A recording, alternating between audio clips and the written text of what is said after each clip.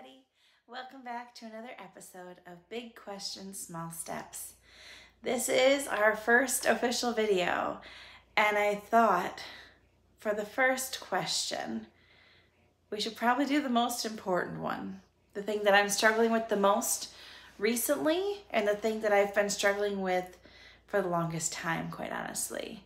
The big question is, how did I get here? How did I get to this place in my understanding? How did I get to this place where things around me may not feel quite right? Okay. So today's episode is all about focusing on my religion, my beliefs, my faiths. And yours may be the same as mine. Yours may be different. And that's just fine. Just sharing my story, as I feel many of us will have a lot of similarities. So let's explore it, okay? Today's big question, how did I get here? Are you ready? Let's dive in. So, to start and lay the framework, I live in a very small town in Wisconsin. By small, think less than 4,000 people. Yep, less than 4,000 people. And it is not very diverse. It is, depending on which census you look at, between 90 and 95% Caucasian. Yes. And our community, when looked at on a religion scope, is almost entirely Christian. Whether that's Catholic or Protestant, that's to be delineated out, but we have a ton of churches and we have a ton of bars, quite honestly, in our small town. So there's a running joke that if you don't have a bar or a church on each block that you are walking on, well, then you're clearly not in our town anymore. So that's just the town that I grew up in. And I was the quintessential middle child of a Midwestern family. That's it.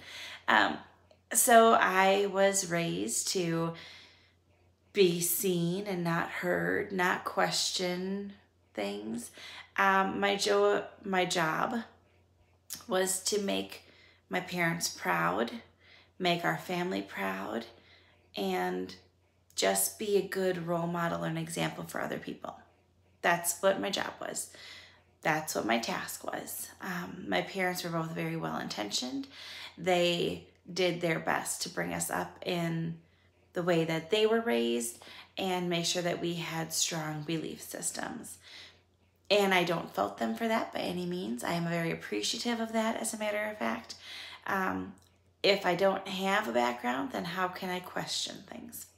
So I grew up in the church. I was in Sunday school from a very early age, and we did everything together. My parents, both at different times, were the superintendents of the Sunday school. They kind of ran and organized everything. I remember and actually have pictures of collecting the Sunday school offering with my mom on occasions. And we did vacation Bible school together, whether we were helping or we were in it or we were leading it, different things. Church was a big thing for my family, a big thing. And I have two sisters, one of whom continues to be very active in their church and one of whom has stepped away from the church. They have their own beliefs, and that's great for them. I have struggled with what I believe, asking questions, understandings for a long time.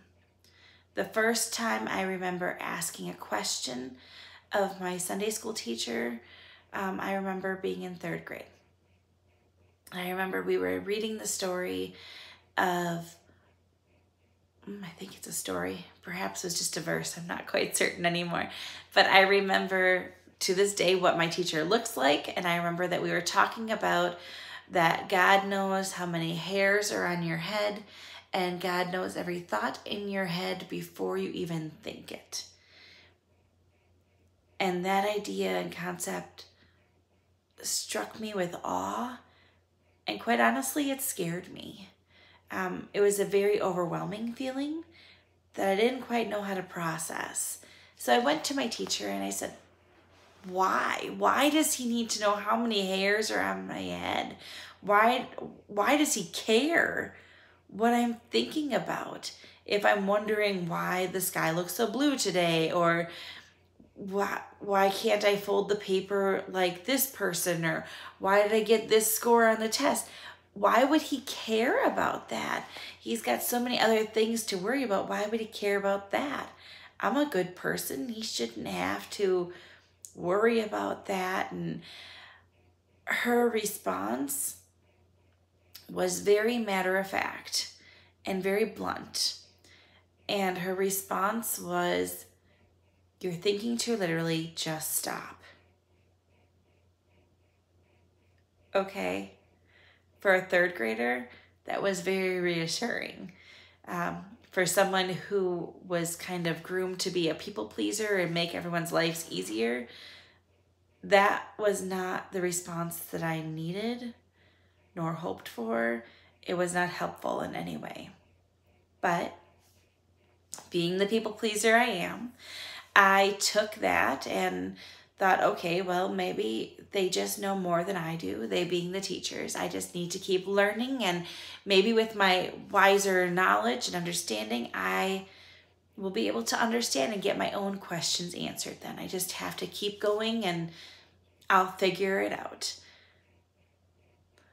Unfortunately, the questions didn't stop. They just kept coming. I had questions frequently about, is Jesus real? Are we sure that Jesus was a man? Could he have been multiple people? Maybe there wasn't a Jesus at all. And I remember in 8th grade reading a book about some people who were in prison, and they were passing around packs of gum or something like that from the commissary, and how there was always enough gum for all these different people. And it brought to mind the story of the loaves and fishes. Do you remember that story? I'll give you a quick synopsis. Essentially, Jesus was teaching, and it was lunchtime, people were getting hungry, and he tried to send them all home, and they said, no, we want to stay. So he asked for people to donate loaves and fish, and he blessed them, and it fed this huge crowd when there's no way it should have. It was either 5 loaves of bread and 2 fish, or 2 loaves of bread and 5 fish. I don't remember exactly which one it was which, but it was basically that concept of, okay, well, did you really have a miracle, or did people have things and they just didn't feel comfortable sharing because they didn't think they would have enough for everybody? That whole question. Is there another way to explain some of the things that were going on here? So that question of, is Jesus real? Is Jesus really a big deal? That was a big question for me. I went to confirmation class, and I had more questions. We learned about the books of the Bible and the different things like that. And we learned that there were different versions of the Bible. We were using the New Standard Edition, and they were just changing over. And so I questioned, well, why are there different kinds of Bibles? And the response I got was, because people interpret it differently. Okay, I can get on board with that. Just like there's English and there's Spanish and there's Hebrew and there's all these other languages. Okay, I can understand that. But then when we would be reading passages from these different Bibles in class and the words didn't all match up, that was a bit questionable for me. Like, weird. I guess, same gist, essentially, just the words are changed. But that was interesting. The page numbers were different. And then when I came to find out that there were Bibles that had completely different books in, that blew my mind, quite honestly. And it made me wonder, well, why? Why don't we have this book in this Bible? Why does the Catholic Bible have this, but we don't have this? And the response I received was, stop thinking about it. That's not for you to worry about. Okay. Again, trusting that these people know better than I do, and I will get to that knowledge sometime. I just kept plodding along and started teaching Sunday school. I finished my confirmation. I was in my confirmation class and doing different things with that. And I was on with the pastor. The pastor was finally my teacher for confirmation class. And there were questions and discussions we would have about end of the world and what that would mean. And I don't recall what exactly I asked him, but I remember I asked him a question, and it was a genuine question. I was not being snarky or anything like that. I was asking a genuine question, and his face got very serious and solemn, and he said, "Stop. You are asking too many questions. If you had stronger faith, you wouldn't have these questions." And I remember going home and crying. I remember feeling like I failed him, that I failed my parents, I failed myself, I failed God. Like I remember feeling like there was something inert wrong with me. I was missing something, and if only I could be a better person, this would all make sense to me. That was tough. That was tough. But I came back and I continued to go through the process, because in our church, you had the choice at the end of confirmation to choose to be confirmed or choose not to be confirmed. And they always made that blatantly clear that that was your choice. And very few people chose not to be confirmed because the members of the church treated you vastly differently if you elected not to be confirmed. They treated you like something was wrong with you. You were an outsider. And I can honestly say anyone who chose or elected not to finish their conversion or that confirmation process, they did not stay at the church long. They did not. They did not come to services. They did not participate in anything. Certainly within a year, most frequently it was within 2 months. They stopped being a part of anything because they were treated as an outsider. They were treated as there was something wrong with them. And that's hurtful when you're in 8th grade to be treated that way. And my church has many wonderful people in it, but they're people and they're flawed.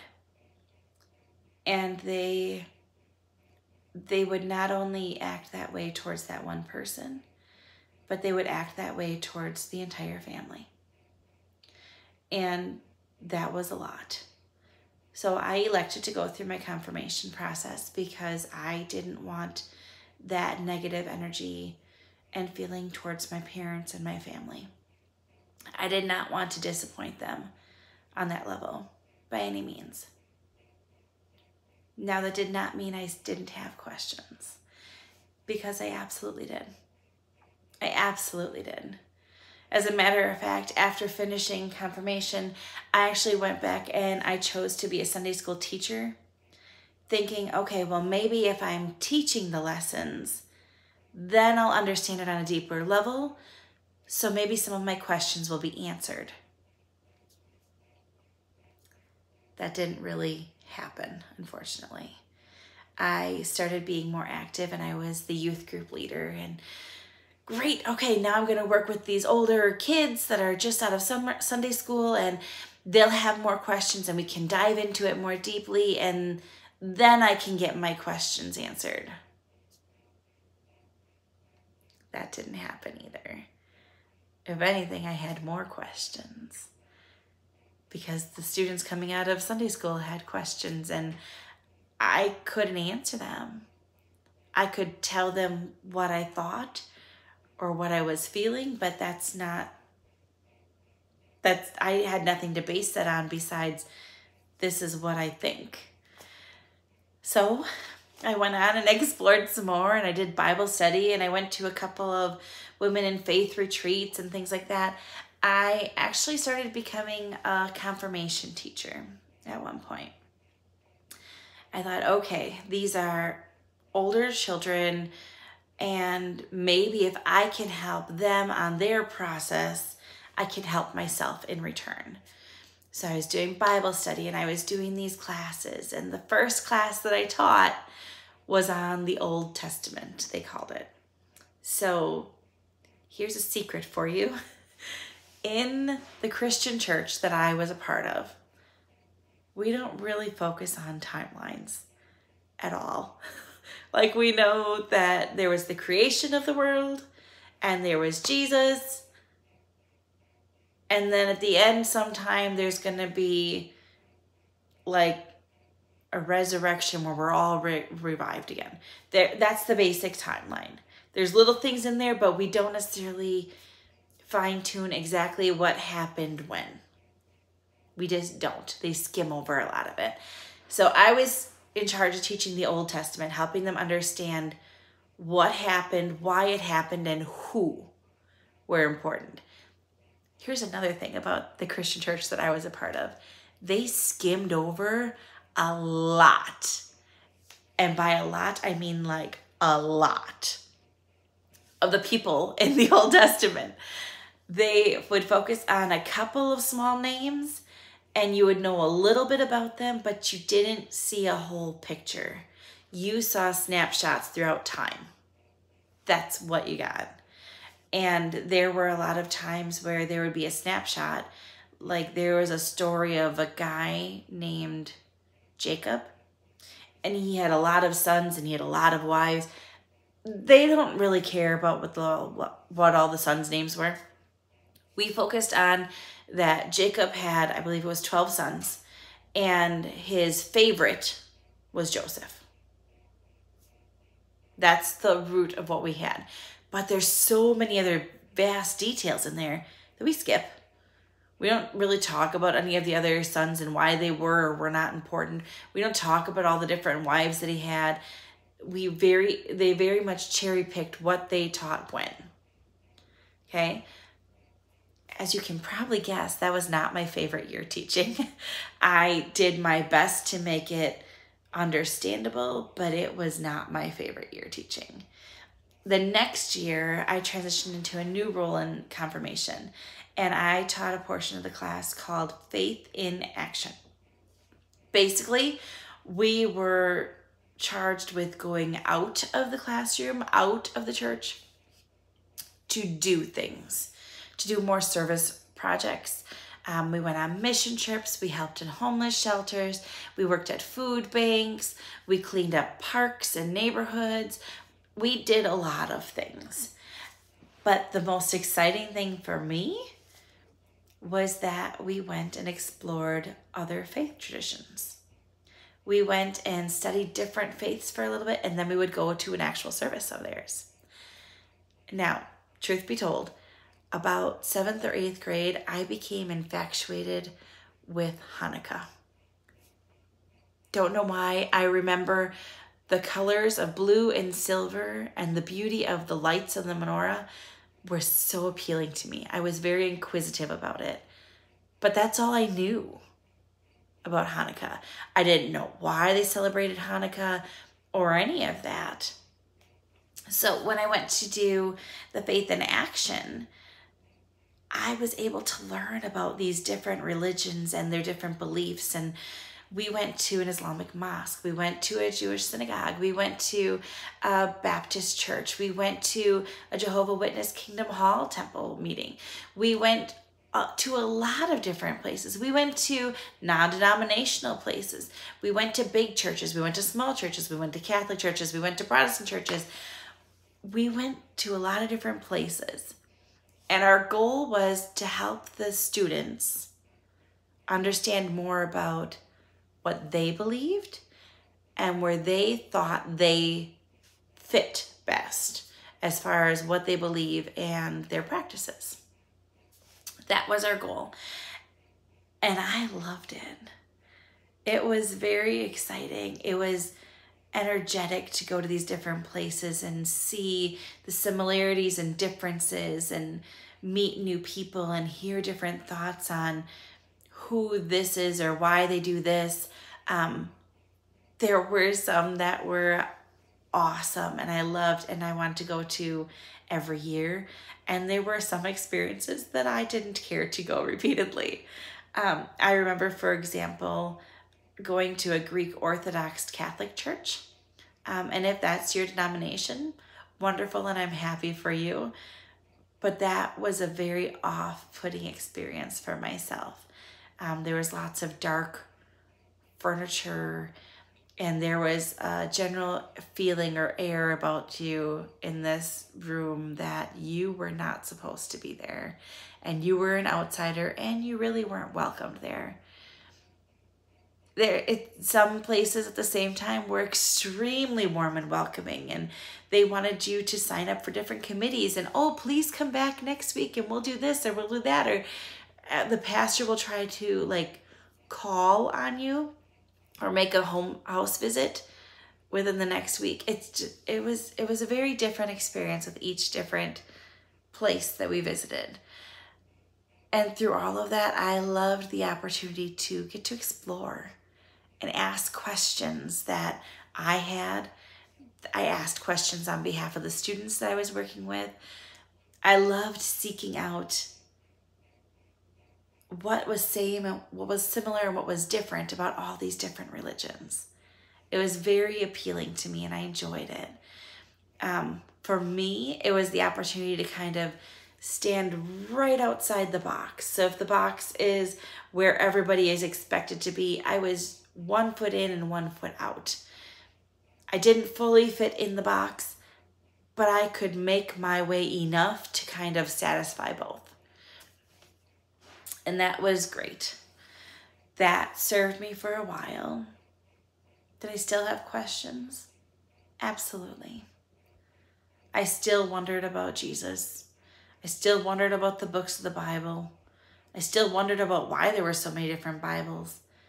And a big question that popped up in my head as I was going through my years was, why are we always praying and talking about Jesus? Why is God nowhere really in our services? They would talk about God with the creation, but then they kind of let him go and they focus purely on Jesus. And that bothered me.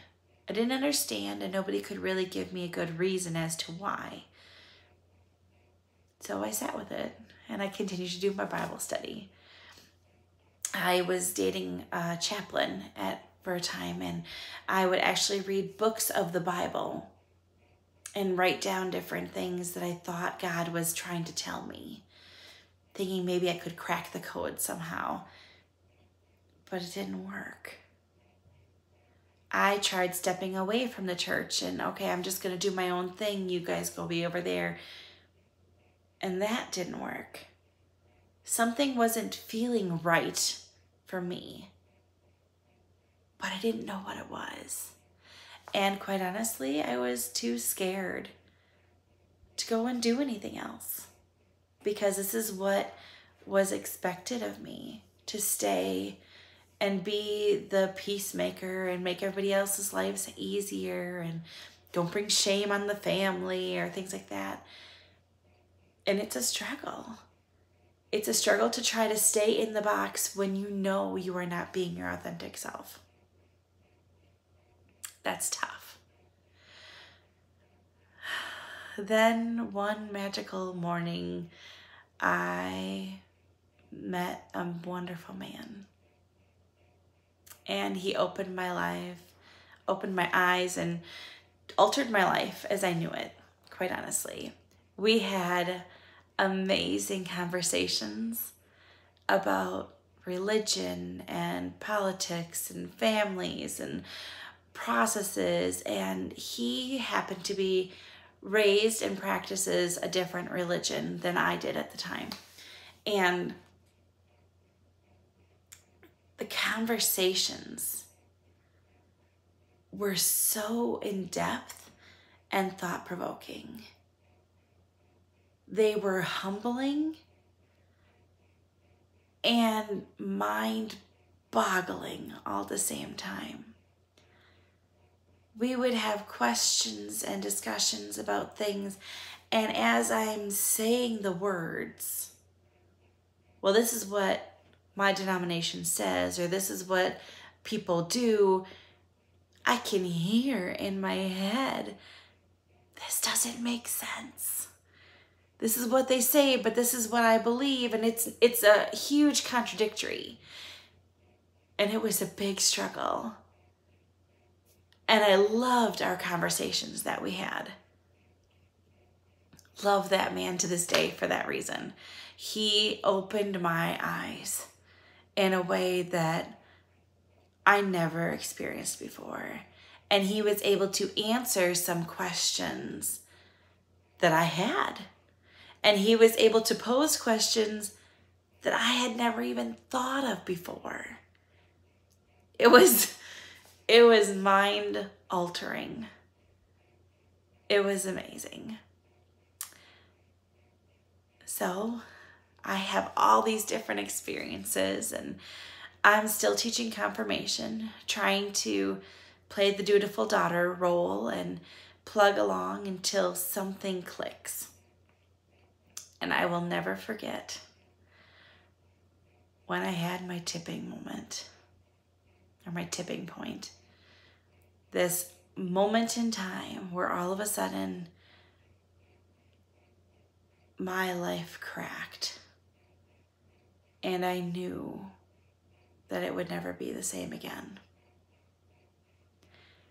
That tipping moment occurred, since I'm, wanted to share everything with you, I'll just tell you the whole situation. That tipping moment occurred while I was teaching one of my confirmation classes. We were talking about God and how different religions view God differently, whether they call him God or Father or Allah or whatever. If they viewed Jesus, the Holy Spirit, and God as one, if there was a hierarchy system, if there were lots of saints, or how saints fit into it. We were talking about all of that. And it was a very innocent question that came from a student. Actually, two questions. They asked, well, what do you believe? And what does the church believe? Simple questions, right? And I remember taking a moment and pausing, because in my head, I could not get over the fact that I was stuck. I knew as the confirmation teacher what I was supposed to say. This is what the church says, and this is what I believe, so this is what you should believe. And that was not accurate for me. I could not be my authentic self and be the true person that I wanted to present to these students as a resource, as a person they could trust on this experience. I couldn't lie to them. I couldn't tell them, oh yes, the church believes this and I believe this, so this is what you should do. I couldn't. And at that moment, I knew something had to change. I knew that church was not where I was supposed to be. I knew that my life would not be the same. And then I was left for a brand new question. So what's next?